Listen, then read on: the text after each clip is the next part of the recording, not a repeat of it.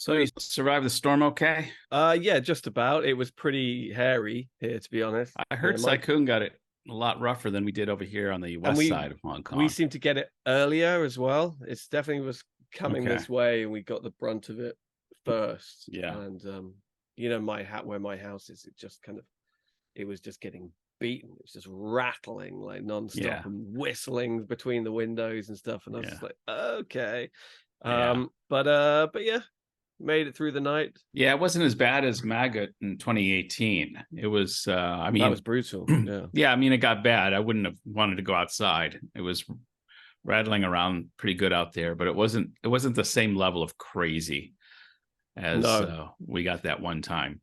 Yeah, I remember I was living in Tin Hau that year, and I remember walking out because we were right on the corner of Victoria Park. I remember walking out into Victoria Park afterwards, and it was destroyed. Yeah, Yeah, I remember going down in 2018 here to our lobby, and it was just like it just seemed like it was exploding everywhere. And yeah, this time it was bad, but it wasn't that same level of destruction. And well, the no good more thing problems. about these kind of things, though, is it keeps us indoors and gives us some free time to catch up on some things. And I think that's why we're here today. This is true. Yeah, yeah. I did sort of have a sit down and just go through a whole load of stuff, actually, Mhm. just kind of random stuff. So, what did So you want to yeah. talk about? What did you what's the highlight of what you've recently watched? Well, what I watched Thursday morning just before the typhoon hit, I went out first screening catch the Equalizer 3 with Denzel Ah, Washington. I'd been a big fan of the first two, yeah, both I hadn't directed seen the by. first two. I haven't seen the first two, or no, I'm Oh, complete okay. neophyte when it comes to this. Yeah, no, it's a pretty interesting series. I mean, on the surface of it, it's a very sort of nuts and bolts, stripped down sort of action franchise, Yeah, and it's kind of similar to the kind of thing that Liam Neeson does a lot of right. these days. But what I like about these is um, director Antoine Fuqua, who first worked with Denzel Washington on Training Day. Hmm. His directorial debut was Training Day, actually, which obviously won Denzel an Oscar. So they tend to get together and do movies every now and again, and so they did Yeah, this franchise together. And it's the fact that it's very always a very simple action story, but told with real kind of style. There's hmm, often more slower paced than a lot of sort of standard action movies, even though there's not a hell of a lot going on. It right. just has sort of the confidence to take its time and to know that, if you point the camera at Denzel, it doesn't really matter what he's doing. Right. He's just magnetic and Yeah. awesome. And is in these, he's a total badass. And Yeah. Help me understand though. One of the things that's kept me from, yeah, I wouldn't say this has kept me from watching it, but for me, I love Denzel, right. but I watched The Equalizer in the 80s, and it was this kind Yes. of stuffy English white guy. And Edward Woodward. Edward Woodward, and he had a certain charm about him, and he had a certain story and background. And he was helping people and equalizing situations where people Yes. found themselves where the forces of the world were conspiring against them, and they were not getting their fair shake or due. And so it was a fun show to watch. And then it's like, oh, they're going to remake The Equalizer. I wonder who they're going to. Denzel. I'm like, huh? I mean, Denzel is not for me. If you're going to do a Denzel movie, just make a Denzel movie. Mm. But if you're going to remake The Equalizer, make it The Equalizer. I don't know why they decide to, you know, reboot something and then jump shift the person. I mean, Yeah. if there was a reciprocal, if there was, I'm trying to think of a reciprocal story with a strong central African American character, and then you made him a stuffy white guy in the reboot, I'd be going, what? Yeah, no, I don't think it would work that way around. I don't think people would let it happen. But I mean, yes, I mean, get that out of the way very, very quickly is that first and foremost, it's a very loose adaptation. It really just takes the kernel of the premise of the idea, and it's he's a guy with a shady past, former military or secret service or whatever, and now he's just trying to have a quiet life. But when he sees good people being taken advantage Mhm. of by bad people, he feels that he has a certain set of skills that can help them, and he will step up Which and do which that. begs my question, then why call it the Equalizer unless you're just captivated with that name? Like, that's Yeah, just a cool name, and let's just call it the Equalizer. I totally concur with that. It doesn't need to be it doesn't need to hitch its wagon to that former show, Yeah. because nobody coming to watch this movie will have seen that old show anyway. Right. But it is, and that's just the way it is. And Yeah. I don't think the brand recognition is really going to be pulling in the Sure. crowds from 80s Yeah. TV. But that said, I think it's done a good job of building its own brand recognition now. I mean, this is now the third one. Number three. Yeah. Yeah. And in the space of relatively short period. I think the first one was about 2015, something like that. Yeah. So that's pretty steady. And it must be pretty solid if Denzel is going to do a third one, because usually by this stage of a franchise like this, it's usually the third one goes direct to video with a Mhm. guy who looks like Denzel playing the character, and Denzel says, "I'm not coming back for three." So it must be good. Right, and it is, and it's Mhm. just a partnership. Denzel Washington and Antoine Fuqua, they're in a partnership that, they obviously get along together. They obviously work well together, and they both know their strengths and play up to those. And that's just, Mhm. I mean, this one goes overseas. The first two were set in the US, and this one goes to Italy, where Mhm. he finds himself recuperating almost on his deathbed. He has a kind of mission. He's taking out some gangsters. It goes wrong. He makes a mistake. He finds himself shot in the back, recuperating. Someone has taken him in, and he's in this small little coastal town, the most Italian coastal town in all of Italy, where everybody is a walking stereotype, and even the Yeah. town itself is a stereotype. But as he gets his strength back and he's walking around the place and he's realizing, okay, this is somewhere I could stay, and getting to know the locals, he notices that there's a bad element in town, that the mafia are there, the Gomorrah, as they're Oh. called, is trying to get its claws into the community. And he sees an opportunity to do some good and to equalize the situation, if you like. Uh, And he does so in incredibly violent fashion.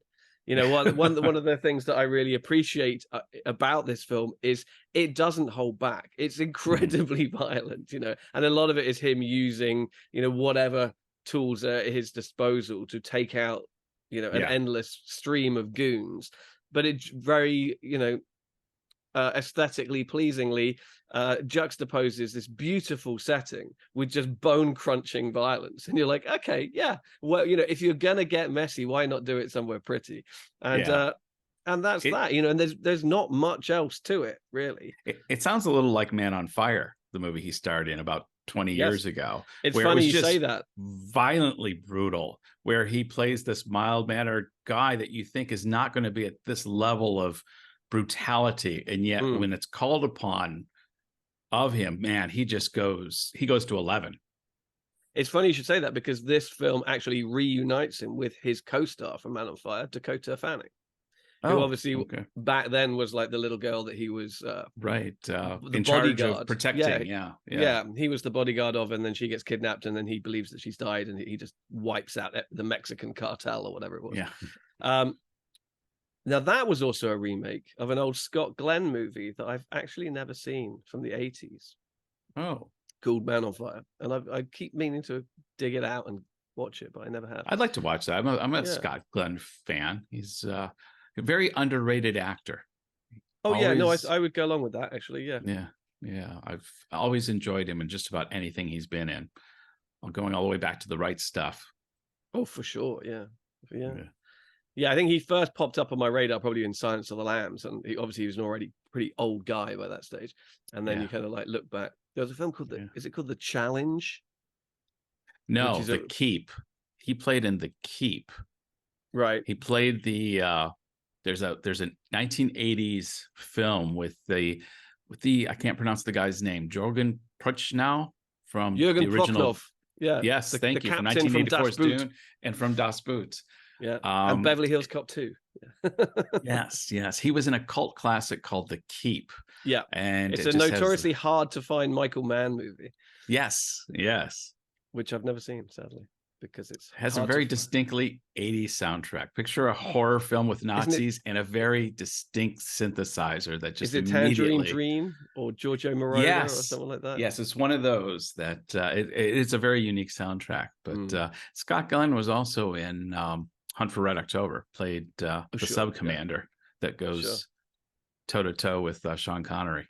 Yeah, no, he's one of the great character actors. But yeah, so this reunites Denzel with Dakota Fanning, they were into Man on Fire together, and she plays the kind of CIA contact that sort of is on his tail, as it were, because people keep showing up dead, and he keeps sort of leaving anonymous tips for the authorities. Can't help himself but get involved in these situations, and they have a good little sort of rapport going on. And and that's pretty much it. It's not a movie that I want to sort of overstate too much or overpraise, because it is what it is, and it knows what it wants to be, and it doesn't aspire to be anything more. It just says, well, we are guys, we're A-list people with, A-list skill sets who just want to make a nuts and bolts action movie, and we can do it really well, so we're going to. And I really appreciated just how stripped down it was. It had a real 70s kind of vibe to it, with these sort of flawed characters, and there's just good guys and bad guys, and it felt like a sort of an old Charles Bronson movie or something like that, like a sort of Mr. Majestic or something like that. Now you're plugging up my nostalgic heartstrings. I was a big Mr. Majestic fan. That was a great film. Yeah. Well, I think if you haven't watched any of these, I think the series kind of, I think the first one is probably the weakest. It kind of establishes what's going on, but I think even at the time when they were making that, they didn't quite know what they wanted to do with it yet. Yeah. And I think 2 and 3 really kind of come into their own. And so could I jump into 2 or 3, or do I have to watch? I don't imagine I have to watch 1 first. I don't think you have to watch any of them. If you can go straight into 3, I think there's very little to understand. But that said, if you haven't seen any of them, why not just watch all of them? Because the first one's still good. Yeah, I remember he does a lot of fun stuff with a nail gun in the first one, if I remember rightly. I think it's Russian. Old Denzel. He's rescuing. I think it's Chloe Grace Moretz is a prostitute, and under the wing of the Russian mafia or something, and he has to sort of single-handedly take out the Russian mobs. Now Denzel's no spring chicken. He's got to be showing his age a little bit. He can still pull this off, huh? Well, this is the cool thing, is because he's not fast. He's a big lumbering guy who's probably in his 60s by now. Yeah, he's easily in his 60s now. Yeah, but he has a real, to use your favorite word, he has a real gravitas to him. He has a real sort of presence, a real weight. He can do more with just a kind of raised eyebrow or quizzical look than a lot of people can with like great big speeches. And it's almost like a shark in that regard, is that he just moves through the movie at a very sort of slow and deliberate pace, but if you get in the way, then he'll take your head off.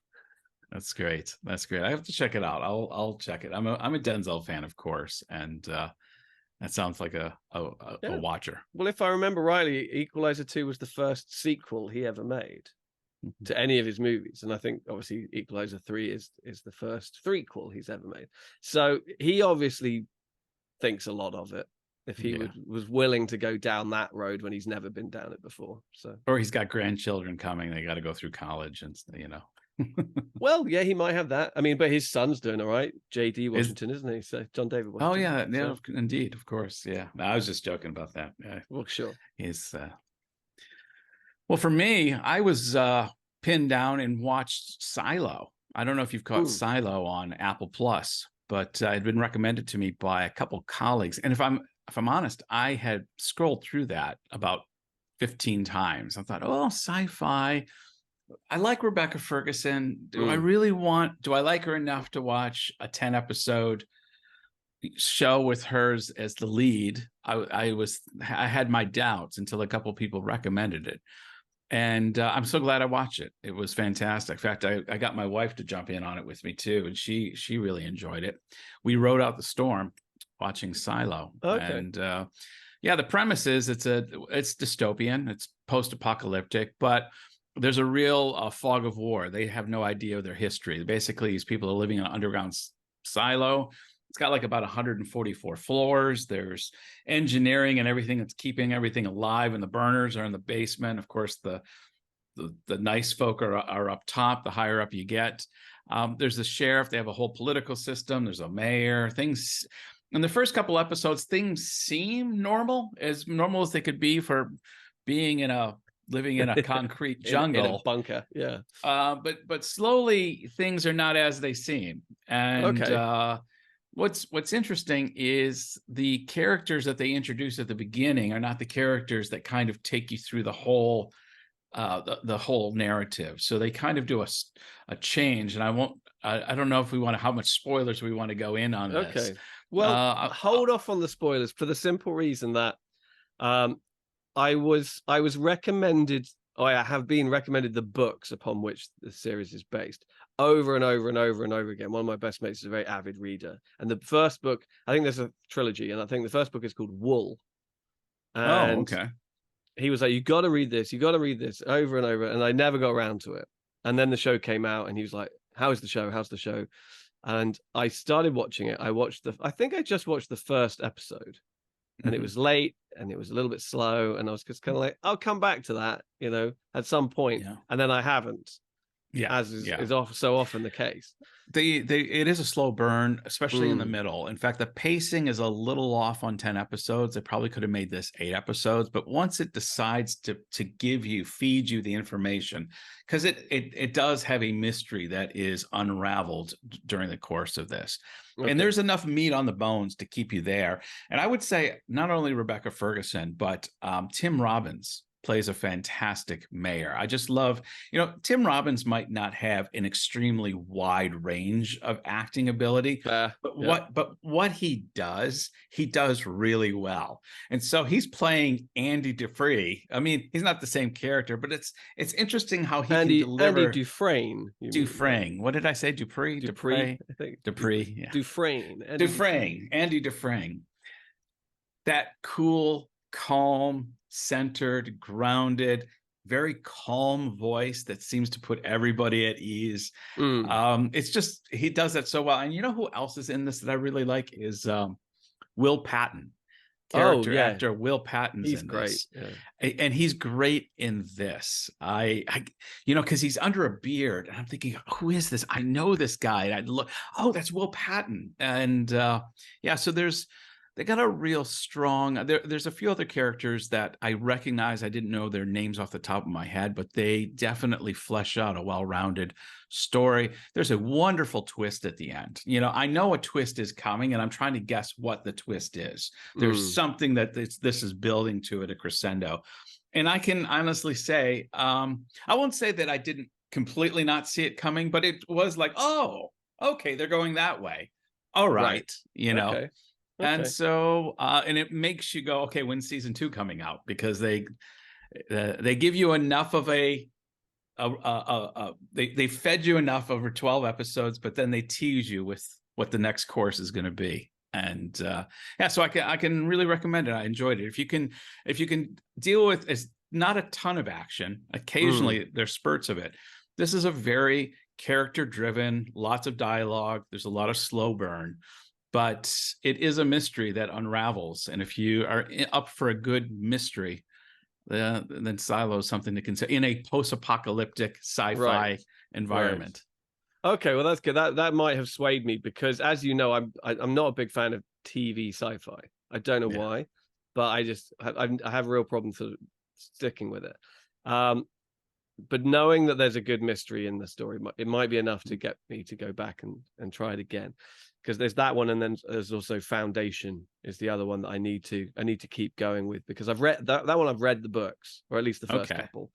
So, and it's very difficult. It must be very difficult to adapt it, because the books span hundreds and hundreds of years on planets all over the universe and what have you. But well, that's where I was going next, because Foundation is my next. That even tops Silo for me. I mean, Foundation is there's certain movies and TV series that invoke a sense of wonder in me. And I think of 2010, A Space Odyssey, even more than 2001, 2010, Odyssey 2, for me is fantastic. Contact, Robert Zemeckis' Oh yeah. Contact, Yeah. Terrence Malick's The Tree of Life, um, even Christopher Nolan's Interstellar. Love it. Yeah. Movies that invoke a intersection of, say, science, religion, politics, with a grand scale, like almost a cosmic scale in many of the cases. And Foundation manages to do that in this. It is political, it's religious, it is scientific. I was mentioning I was messaging our mutual friend Liz about Foundation while I was watching it, and she's also enjoying it, but going so much math. And it's like, that's what I love. And I'm not even a maths person. It's more the cerebralness of it that I find fascinating. The sets and how they've captured, like you said, Isaac Asimov. I have not read the books, much to my chagrin, and I grew up on a lot of those books. For whatever reason, I never made it to Foundation. I was well aware of it, well aware of the series, but never got to them. But I'd have to think that he would be happy with it. And his daughter, Robin, is an executive producer. And I've listened to an interview with the showrunner, David Goyer. I think Goyer is the showrunner. Yeah, he works with Christopher Nolan sometimes. Okay. And he says that she's the gatekeeper, and that Isaac knew that there was going to be an adaptation eventually, and he was quite open to changes being made as needed in order to make it something that would translate to the screen. And so he says that she's been great with all the changes that they've had to make in order to make something of this scale manageable for an average audience, to dumb it down for the stupid people. Yeah, exactly.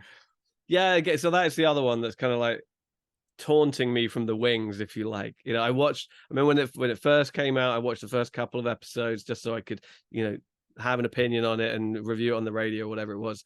And then I never went back to it again. And I found it like just a bit kind of hard work. And I think I didn't really like one of the lead performers in it. I found the performance a bit wooden, I think. But I will go back. Those are the two that I'm like, when I have time. Well, I think and now I'm well into season 2, and I've read enough about where they wanted to go that they recognize that maybe it was a little too cerebral in season 1, although I loved it. I had no problem with it.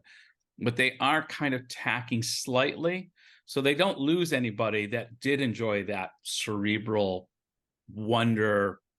There's jumps around time and scale, and so they don't lose us. But then it kind of goes into a direction of a more character-driven narrative, where they're really pitting Jared Harris's Harry Seldon against Lee Pace's Empire.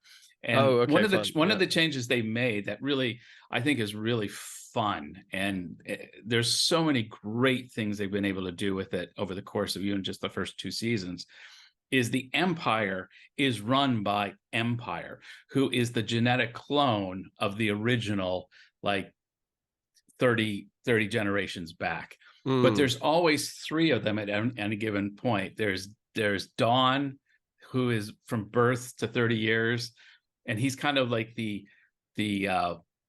emperor in training.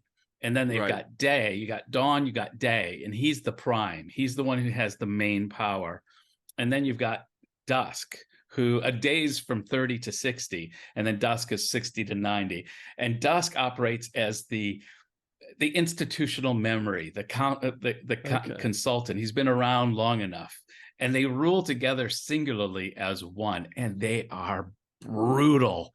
Man, they are witty, they are charming, in season 1, the last episode, Lee Pace explains what the punishment is going to be for this person who incited a terrorist attack that killed. Well, I don't want to spoil too much. And it is so cruel that I've replayed it like 4 times, and a week later it was still doing a mind with just the mechanics of what that ordeal would be like. You will be placed in an automated cell and fed intravenously. restrained so as to prevent self-harm. You will be sensory shrouded for the rest of your life. You will never see, nor hear, nor smell, nor taste, nor touch again. But you will be aware, and you will remember what you have taken from me. And what was scary was it was a punishment that, given our technology, we would be able to do eventually. And then it's got me thinking, oh my gosh, that would be like the worst. And so it's the narrative and the story little elements are just fun. I've enjoyed this from beginning to end. I'm looking forward. The last couple episodes of season 2 will come out over the next couple of weeks. And already season 3, it's been renewed. And so, yeah, no, definitely check out Foundation. Okay, cool. Yeah. It's interesting that those were the 2 shows that you were talking about, because, yeah, they're the ones that are hanging over my head, if you like. But no, the one other thing that I did finally get around to watching during the typhoon, when we were kind of locked down for 2 straight days, is a movie that's been sitting on my shelf for years, which is the 1927 5.5-hour silent epic Napoleon. Oh, I saw you posted about that. Yeah. Right. Because, I mean, it came out on Blu-ray, it had been restored and put back together. It only existed in like pieces and what have you. And it came out on Blu-ray back in like 2016 or something. And I bought a copy immediately. And then it very quickly went out of print, and it's actually quite hard to find now. So I'm glad I got it. And then I just put it on the shelf, and I was like, yeah, I'll watch that one day. I wanted it, but I was like, I'll watch it one day. 7 years pass. And I know that Ridley Scott is about to come out with his version of Napoleon with Joaquin Phoenix in it. And I thought to myself, okay, before that comes out, I'm going to actually sit down and watch this Napoleon. I don't know if I'll do it in a single sitting, but I want to make sure I do it. And then I found myself, home alone, locked down by this typhoon for 48 hours. I was like, it's time. Okay, I'm going to do it. And I'm so glad I did. It was absolutely sensational. Really? It's Wow. really great. I hadn't seen anything else. 27 silent 5-hour movie. 5.5 hour divided up into 4 acts. So it's almost like 4 separate movies. And actually what I did do is I watched Act 1 one day, and then I went back to it the following day. I didn't watch it in a single sitting. So Act 1 is 2 hours long, so it's like a whole movie in and of itself, and it's about him as a kid. It opens with him at school as a child, and there's a snowball fight, and it's being conducted like it's a war, and they're in trenches, hiding behind these like snow dunes, and and it's being orchestrated as if it's like the Battle of Waterloo or something like that. And it's this really sort of just smart and ingenious way of filming the sequence, and it's just thrillingly entertaining. And then it goes through like his whole youth and the clashes he has with the government, and then obviously he gets embroiled in the French Revolution. So there's a lot of politics going on as well. He gets sent back down to Corsica at one point, which is where he's from, and he gets sort of sent back there, and then it ends 5.5 hours later. It doesn't even get to Waterloo. The idea, apparently, that this director, Abel Gance, his plan was to make 6 of these movies. 6 5-hour movies, doing all of Napoleon's life. That's ambitious. Wow. So you get to the end, as it were, and I was like, okay, well, it's going to end with Waterloo and all the rest of it. It's like, no, it ends with like him just starting to sort of take command, and the first attack against the Italians, and it ends with a big battle sequence. And it's quite famous for its big final battle sequence, because what Gance did is he shot with 3 cameras side by side, sometimes all shooting the same thing, but sometimes shooting differently. So when it's edited together, that final section, the image that you're watching on the screen kind of goes down to how our image looks here. So it's like this very long sort of letterbox widescreen, and you've got 3 images playing at the same time. Sometimes it just creates a big long panorama, but sometimes it's 3 completely different angles, completely different shots, completely different scenes going on simultaneously for about the last 20 minutes of the movie. And it's this fascinating sort of approach to to making, an action sequence, and you're just kind of like, what the hell is this? And then obviously it plays up the kind of the tricolor, the French flag, and it ends up, you're looking at these 3 separate images, and they put sort of a red filter, a white filter, and a blue filter over them. So as the movie ends, as it builds this crescendo, you're literally looking at the French flag as well. It's really inventive. All the way through it, I was just like, this guy's a genius. He's insane, clearly, for attempting to do this. And he, there is no second movie, third movie, whatever. This was as far as he got, and he ran out of money. But he was still pretty young as well. He was about, because he's in it as well. He's not Napoleon, but he's one of the politicians, and he has, a sizable role. And he was only about sort of 30 when he made this film. So it was full of that kind of youthful exuberance, like sort of an Orson Welles or someone like that.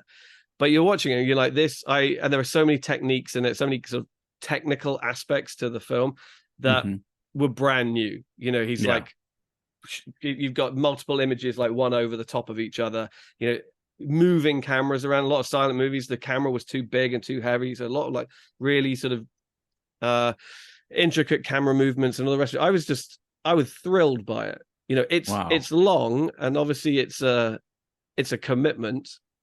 But the score is fantastic. He used lots of very famous pieces of classical music all the way through it to really great effect. The guy who plays Albert Dieudonné, who plays Napoleon, is just magnetic. You just can't take your eyes off him. There's this whole running thing about, as a kid, he had a pet eagle when he was away at school, and the other boys bullied him and let the eagle go. And then the eagle keeps kind of showing up again. And in always in these really sort of emphatic moments, and you're kind of, it's thrilling really, that when this like giant eagle suddenly swoops down and like lands beside him, it's like this signal that he's on the right track and that he's destined for great things. It was I'm so glad I made the time for it. It was pretty epic. Yeah, I'd love to see it on the big screen. Now, the camera techniques, are they things that you recognize now, or was something completely new? Like you're almost thinking like they didn't actually go down this in the future, but this is unique to this film. Well, I mean, for example, like that finale where you've literally got 3 different, it's like a split screen, and you've got 3 different things going on. Every now and again you might see a split screen in a movie, but it's not something that's generally used. But a lot of the other stuff has now come into regular filmmaking, and it was just sort of new and innovative for 1927. Up until that point, a lot of filmmaking had been quite static and quite staid, and it was a bit clunky. But there were filmmakers out there really sort of pushing the boundaries, even in those early days, and he's definitely up there. I mean, the film's nearly 100 years old. Yes, it is. Yeah. It's insane, 100 years old, and I mean that's why I love watching silent movies. Actually, I have seen quite a few. It's because you are really seeing sort of the building blocks of filmmaking. It's like this is where it all began. It's not something that just came of age in the studio system of the 50s and 60s or something like that. The people were really going out there trying to express themselves in as dynamic a way as possible, even right from the very start. So, well, for the first time, technology was there for them to tell stories in completely different ways. Throughout humankind, we would tell oral stories, we would sing stories, maybe have a few pictures, we'd have art, we'd have murals. For the first time, the idea of a moving picture and being able to see visually, I mean, our lives are changed because, I mean, everything revolves around, we get a storm that comes in, like we said a couple of days ago, it's a Netflix day here, Yeah, right. Yeah, exactly. It gives you that opportunity to be like, right. And I just wanted to make sure that I didn't, quote unquote, like squander it on just watching any old like trash. I was like, no, let's kind of make this a work day, almost. It's like let's really take the opportunity to do something. And this is an anticipation for the Ridley Scott film that's coming up, right? Yes, partly because I realized I didn't know a ton about Napoleon really, and his life, his background, and all the rest of it. And I just thought it was a good excuse. It was a good way of putting a deadline, giving myself a deadline. It was like just before that movie that was coming out in November, something like that. I was like, sometime before that. So I'm looking forward to that one. I as much as you're praising it, James, to sit down and give 5.5 hours to a silent Oh, I don't film, blame you. Yeah. that's going to be a tough sell. That's going to be a tough sell. Well, it took me Can they give me 7 the years. director's cut or the? It wouldn't be the director's cut. That would be even longer. I need the hour-and-a-half version. Well, you know, there is, as I said, the option to watch it in parts. Mhm. You know, I've got it on Blu-ray and it's across 3 discs. No. And so, you know, you could, like I did, I sat down and I watched the first 2 hours of it in one sitting, and then the next day I watched the rest of it. And so there is the option to sort of watch it in bits. It is divided up that way into like acts 1 to 4, and it's structured that way. Nice. But yeah, no, I think it's, you know, it's something, I think, particularly if you're not in the habit of watching sort of silent movies, which are a bit more of a commitment anyway. It's something to work up to. You know, it's not the first one I would choose. Like I said, it took me 7 years to pull it off the shelf and sit down and watch it. You know, it is fun when things have been sitting on your shelf, either a book or a film, and you've been meaning, like, you will get to it. It's not even like you've kind of poo-pooed it in your mind. Yeah, it's no, that's. I got a good friend of mine that is a real bibliophile, and you know, just tons of books, and lives his life in his books. And he posted something not too long ago. It said something to the effect of, one of these memes is, never feel guilty about having a lot of books that you haven't read yet on your bookshelf, because it's a projection of who you want to be. And we should always be in the process of wanting to get there, and it should always be in front of us, drawing us forward. It's something beautiful like that. I thought, yeah, that sounds, whether it's movies or whether it's books, I totally will get to it. I totally agree, and I do agree with the sentiment that it says something about you. You know, this is like right here behind me. This is not just a library; it's my library. You know, I made the decision to buy all of these, or they were given to me by someone else who made the decision that they thought that I would like it or whatever. And it does say something about me, what's there and what's not there, and which ones I've read and which ones I haven't read. You know, it's all a way of defining kind of me in some way, and it goes for my Blu-ray collection and everything else as well. Absolutely. It was really hard a few years ago. I had developed a library, being a book lover myself. And in Hong Kong, I had a few shelves, and you know how difficult things are in Hong Kong. Well, we moved back to the States. We'd moved them once across the ocean. When we moved back again, we thought, okay, we're going to store them with everything else. So we stored them. And in and amongst other things, they were stored for like 7 years. We were paying storage fees and all this. And when we finally sent Tammy and Gabriel back once to just get rid of everything in there, except a few things. And Tammy says, what do we do with the books? She says, there's like 20 boxes of books here. And I said, get this one, get this one, get this one, get this one. I could name off just a handful. I mean, nice. I wanted my whole library, but there was some, like I have like an original, the Strand Sherlock Holmes, you know, nice. in a bound edition that's, you know, from the 1800s. And a few things like that I kept, but mentally, I still remember some of those books. And when I'm in a place again that I've got space, I'm going to get those books back. Maybe not the actual one that I gave, but I know the books. So, fabulous. You ought to be in pictures. Oh, what a hit you would be.